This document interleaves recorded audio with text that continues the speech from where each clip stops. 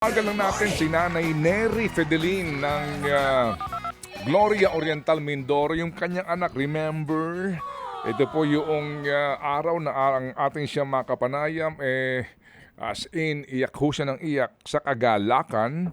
Kasi nga po yung problema ho doon sa babayaran para po sa kanyang anak ho na may practicum na po na assignment sa Maynila ay nairaos natin kasi umabot ng halagang 52,000 actually ang naipon that day. Yan po'y Enero 20.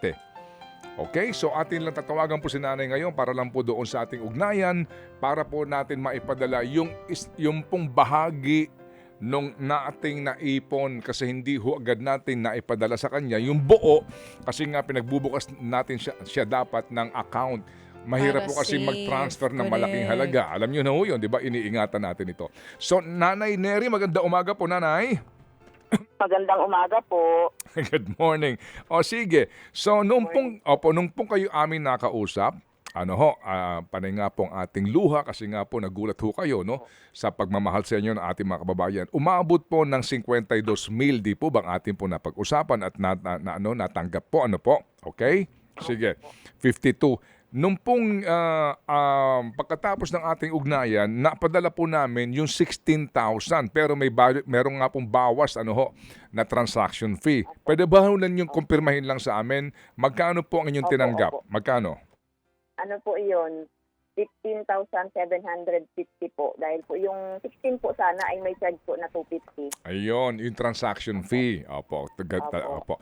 Sige, so hindi po namin naipadala yun ng buo kasi nga balak nga namin magbukas kayo ng bank account sa bangko pero mukhang mahirap yata dyan sa inyo pong probinsya. Opo, Okay, hirap, sige. Hirap po talaga. Opo, sige. Yung pong pera na 15,750 nanay, saan nyo po ginamit po muna para humaintindihan po ng ating mga nag-ambag-ambagang para doon, nanay?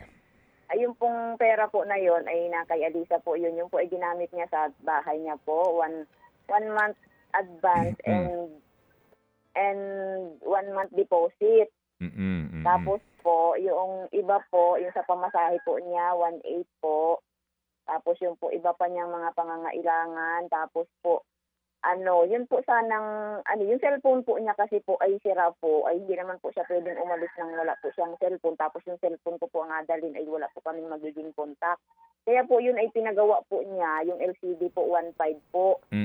Tapos po, yung sa yung sa defense po niya 1,200. Tapos po siya ay bago umalis po ay nag-enroll po muna siya kasi kailangan daw po muna yun po miscellaneous po 750. Okay. Tapos po yung pong ibang mga pangangailangan niya, yung iba po binili niya ng mga gamit sa katawan po niya. Tapos Okay. yun po yung pangkain-kain niya, pamasahe diyan. Opo, Yung po meron opo. naman po siyang meron po siyang mga resibo. Yun po. Opo, nanay. Natanggap po namin pati po yung kanyang mga video. Mamaya nga po ipapalabas natin to.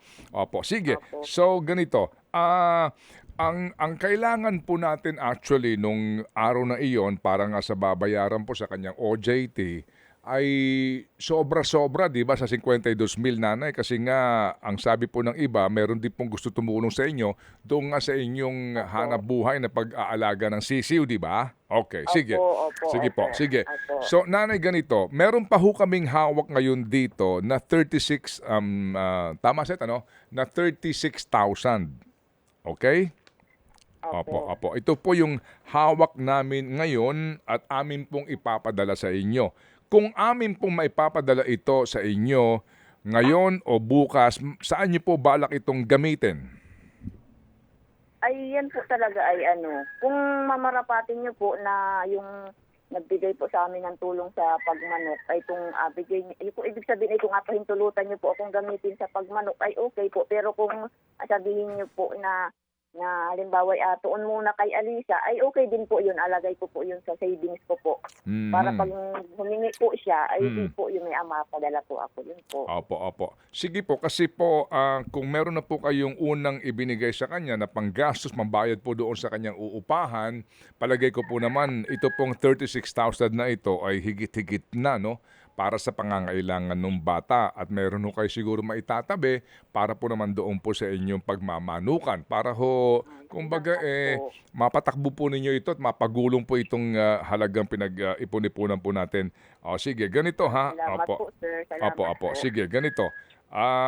Nanay, Opo. opo, ipapadala po namin sa inyo ang buong 36,000 ha? Opo. Opo, opo. Opo. Um, yung pong halagang ito, ingatan nyo po doon po sa unang adhikain na matapos ang practicum nitong si Eliza. Opo, sir. Okay? Opo. Kasi po, Yes. talagang kung asumahin po talaga ay kulang po yung 36 dahil yung po pala doon sa bahay na yun ay wala pa yung kuryente, wala pa yung tubig. Opo, So kung ano opo, po yung matitipid niya po, yung ano po yung matitipid niya ay din po yung pang-allowance niya, pambili na lang Oo, kung opo. anong Tsaka kailangan po dapat niya. dapat po sabihan po yung anak ninyo na hindi dahil ito po ay pinag-ambag-ambagan ng mga taong nagmamalasakit sa inyo, eh hindi na magtitipid. Ha? Tama. Opo, ngani po. Opo nga ni. Nagatipid na raw po ngani siya. Apadalhan ko po ngani ng mga saging-saging dini kung anong mga libreng gulay po dini at Opo, nang makatipid opo, siya hindi at po, makakain hindi. po ng gulay. Kasi po sa atin, gusto po namin makita na makapanig po ng entablado itong si Alisa, ano po, Opo, makagraduate, mag-aasa po tayo. at makapagsimula na po ng paghahanap ng trabaho para makatulong sa inyo. Po. Okay? Opo, maraming salamat po sa inyo Sige po. Opo, sandali lang. Nasa linya ngayon si Alisa. Opo, sandali lang, nanay. Alisa, good morning. Good morning po. Hello po. Good morning. Nasaan ka ngayon, iha? Nasa apartment po. Medyo mahina po yung signal dito. Opo, sige. Ganito, Alisa, ipapadala namin yung kabuuan na nung pera pinag-ambag-ambagan para nga dito sa iyong pag-aaral, pag-practicum. Pero nananawagan kami na kung maaari, itong ipapadala sa iyo ay sobra-sobra na ito doon sa una na pag-usapan natin ng nanay mo. Kung maaari nga, Opo. ay makapagtipid-tipid ka ihap nang sa ganon, meron pang magamit si nanay mo sa kanyang kabuhayan doon sa Mindoro, ha?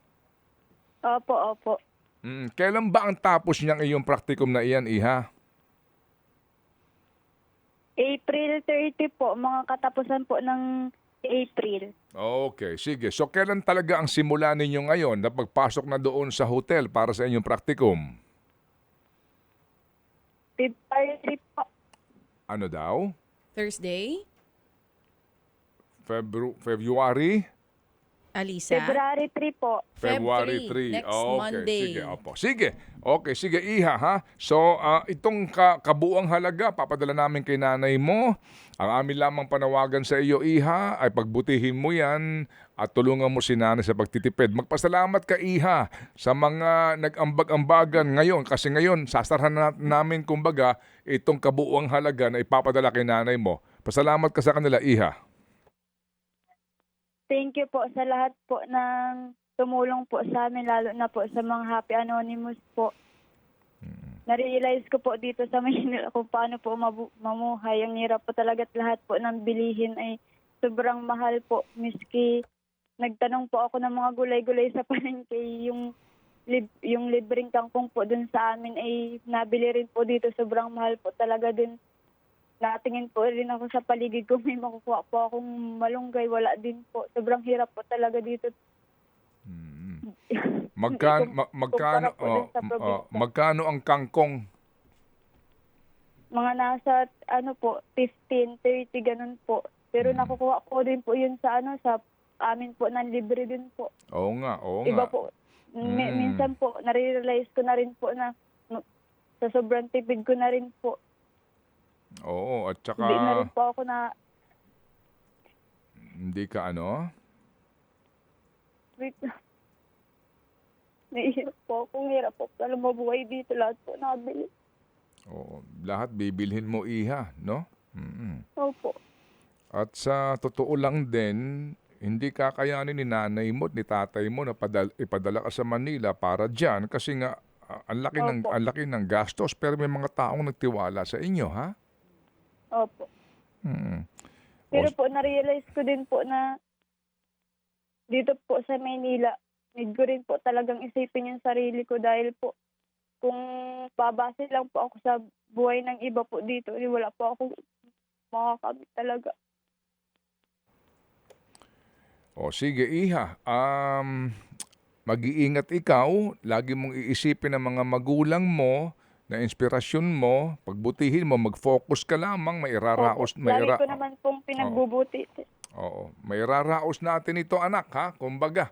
Oo. Opo. Mm-mm. O sige. At kung sakasakali, Alisa, ang payo namin sa iyo, tandaan mo na ang lahat ng bagay ay hindi madali makuha, ha? Amen. Amen. Opo. Oo. Yun Oo, po talaga yung Mm-mm. natatak ko po sa isip ko na lahat ng bagay po pinaghihirapan po. Lalo na po ngayon, nandito po ako sa Maynila. Need ko po talaga magpursige para po makamit po yung mga gusto ko. At huwag kang magmamadali, wag kang maiinggit sa mga nakikita mo dahil yan ang Opo. tukso. Yan ang unang-unang tukso sa iyo. Amen. Okay? Opo. Maraming salamat po, Ted. Hindi kasi ako, hindi po dahil sa program niyo po na ganito. Wala po ako dito. O sige, Thank you Iha. rin po sa Panginoon dahil po binigyan po ako ng opportunity na mapunta po dito. O, pasalamat ka sa nanay mo, nakikinig ngayon sa iyo dahil ang nanay mo ang naging susi kung ba't ka namin nakilala. Opo. Mama, thank you po sa lahat. Salamat po sa pagsisikap lagi. Kahit hirap ka na po. Kahit sobrang hirap ng buhay natin. Pagbabatihan ko po para maabot yung pangarap ko. Salamat po sa inyo nun ni Papa na hindi niya man po naririnig ngayon yung nasabi ko. Lagi po kayong nasa puso't isip ko lang. Mga kapatid ko po dyan. Thank you rin po sa ate ko. Minsan po siya rin po nagbabayad ng tuition ko. Thank you po, Mama. Mahal na mahal po kita. Amen. Amen. Sige, Alisa, punasan mo na ang luha mo, Iha, at kakausapin ko si mama mo. Huwag kang mag-alala dahil palagay ko naman itong buong stay mo sa Maynila ay maaari nating maitawid yan at makita namin pare-pareho yung pangarap ng magulang mo na pumanig ka ng entablado, sabitan ka ng toga at masabing ikaw ay nakagraduate na at maaari ka na rin magsimula sa iyong gustong katuparan sa iyong pangarap. Okay, Iha? Okay? Sige. Alisa. Thank you po. Oo, sige. Salamat na marami. Nanay? God bless po. Hello po. God bless you, Opo, Alisa. hello po. Narinig niyo po si Alisa, Nanay? Opo. Oo. Iyak na po ako dito. Hindi, naintindihan natin yan, Nanay. Alam nyo, naunawaan po natin. Kayo, no, bilang isang magulang dito po sa inyong kinakaharap. O sige, so, na-realize nung bata, napakahirap. Sinasabi niya. Napakahirap ang buhay sa Maynila. Yung nakukuha niyang libreng gulay sa probinsya, mahal dito. Yun ang binabanggit niya kanina. Opo, at ako ho naman nagtitiwala kay Elisa na hindi kayo bibiguin, Nanay, dahil ano ho siya, hindi naman siya aabot dito po sa gradong ito kung hindi siya nagpursige, di po ba? Okay? Opo. Yan po ang pangarap ko sa kanila. Basta't makapagtapos lang po ng pag-aaral ay ako po'y masayang-masaya na. Ay nako, sinabi niyo, Nanay. Opo, at sino bang magulang ang ayaw na magtagumpay ang kanyang anak sa larangan na kanyang ginugusto, di po ba? Kumbaga, igagapang natin ang pag-aaral ng ating mga anak. Ipangungutang natin ito. Stress na po sa buhay. O sige. Sige po. Stress na ay talaga malaban lang para sa mga anak po. Amen. Sige. So Nanay Neri, ito po ipapadala po namin ngayong araw na ito yung remaining 36,000. 36. Kayo na po ang bahala kung paano niyo po ito gagamitin doon po sa adikain para po kay dito po sa inyo pong anak na si Alisa. Apo, at kami po inyong bigyan po lamang ng update. Sige po, muli po, Nanay. Makakaasa po kayo, sir, na gamitin ko po yan sa kanya po. Opo. Sige, so Salamat Nanay. po. Sige po, muli po, pasalamat kayo sa mga nag-ambag-ambagan dahil 52,000 po ito na ating pong napag-ipunan po noong pong Enero 20. Go ahead po, Nanay. Maraming salamat po. Unang-una po sa Panginoon sa kanya po ang pinakamataas na papuri at pasasalamat. Sa lahat po ng Happy Anonymous na tumulong po sa amin, maraming salamat po sa inyo. Talaga pong sobrang saya ng aking puso dahil nandyan po kayong lahat sa inyo pong programa, Sir Ted, DJ Chacha, sa inyo pong lahat po dyan. Maraming salamat po sa inyo. Pagpalain po kayo ng may kapal. Maraming salamat po. Amen. At salamat din po sa inyo, Nanay. God bless you and guide you through sa ating pong mission sa buhay. Salamat po, Nanay. Abangan niyo po yung tawag. God bless you more, Nanay.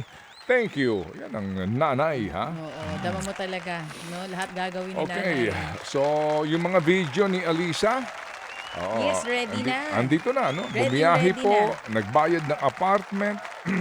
Okay, may picture ng resibo. Let's roll this para po sa patunay na talaga po namang itong batang ito, in all fairness din, baby girl, ha? Ay nagsusumikap nga po para po sa kanya pong edukasyon. Amen. Okay. Eto na, mga kapatid. Magastos to, HRM, taga-probinsya ka. Luluwas ka ng Maynila. Pero again, nabigyan nga ng pagkakataon ng mga Happy Anonymous po Sige. natin na gawin po ang kanyang practicum dito sa Maynila. Sige. Ito na po ang mga kaganapan sa pagsisimula po ng OJT nitong si Alisa. Panoorin niyo po at Sa pakinggan. kanyang journey. Yes, mga kapatid. Panoorin at pakinggan niyo po. Hello guys, this is my journey travel going to Manila as an intern OJT. So, hindi na nga po ako nag-video sa daan kasi 2 hours din ang biyahe. So, here we are at Port of Calapan. Door to door po nga po kami and hindi na po ako nakakuha ng ticket kasi nag-book na po yung sinasakyan namin. So, ito na nga guys, sumakay na po kami and waiting sa pag-alis ng barko.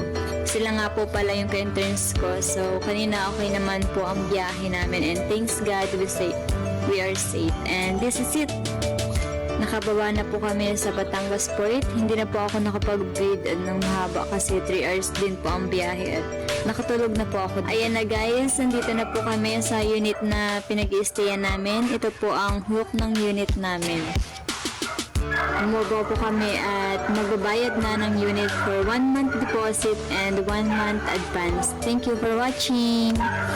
Ayun, para may vlog din siya, ano ha? And si Alisa. Ayan po, okay. Ayan, ito ho yung kanyang, okay, pagpunta po sa Sa clinic. medical clinic. Opo, para doon sa kanilang medical na requirement din po. Okay. O sige, so, ngayon daw po yung araw ng kanilang orientation para po doon sa deployment nila. Mga kapatid, ano po, doon sa kanilang practicum sa isa pong malaking casino hotel dito po sa Maynila. Alright, so everything is okay, guys? Guys, O, Alisa ha. Mag-aral ng maigi. Ikaw Sige. nang bahala. Antayin namin ang pagtatapos ng practicum mo by April.